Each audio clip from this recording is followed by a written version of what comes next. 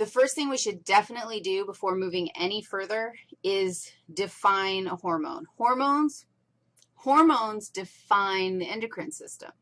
So an endocrine organ is something that produces a hormone. So we should definitely have a sense of, dude, what is this hormone you speak of? So we're going to play a little Pictionary because, you know, that's how I roll. What did I just draw? Oh, it's a little bit, my Pictionary skills are phenomenal, but perhaps not perfect. A hormone. I didn't draw a hormone yet.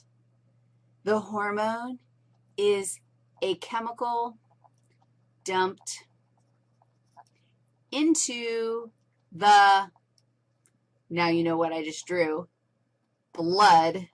That's a blood vessel. This end looks super wonky, like I don't even want to pretend like I'm trying to figure out what it looks like. But the hormone is any chemical dumped into the blood that acts on a distant target. Compare this, my friends, to a paracrine or an autocrine chemical.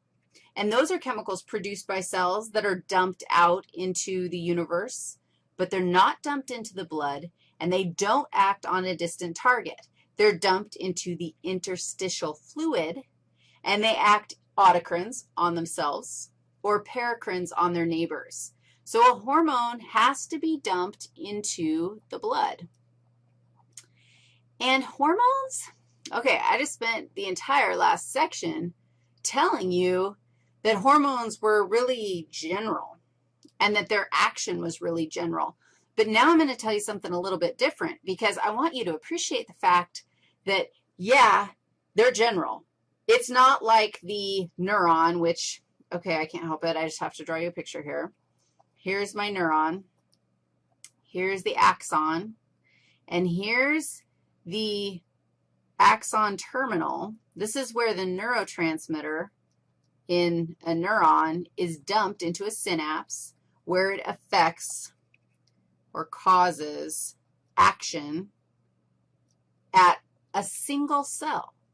And that single cell is part of an effector organ. Do you see how specific this is? If I were to draw another cell over here, I'm sorry, that little axon terminal is not touching this cell. It doesn't matter that this cell totally has a receptor. It's not going to be affected. This is very specific. Don't get confused. But this isn't like anybody will be affected by the hormone. A distant target that might be affected must have the receptor. So if this is my target, this is only a target if it has the proper receptor embedded in its cell membrane. Its neighbor, who is lacking the receptor, is not going to be a target. So in that sense, the hormone, the endocrine system can be very, very specific. And only folks who are expressing the genes that produce these specialized receptors will be able to make something happen. So the hormone is going to bind to the receptor, and then signal transmission is going to happen. We're going to have some kind of message received by the cell. The cell is going to ultimately initiate some sort of action. And keeping in mind that these actions might take us a while to make it happen, but eventually we will definitely get some sort of action happening. The thing that happens, how are we going to get action from here? We get binding, and then what happens? Well, that depends on the kind of hormone that we're dealing with. And there are actually three. That would be three kinds of hormones that we're going to look, three types of hormones that we're going to look at. And all the hormones that we're going to talk about in this class will fit into one of those categories.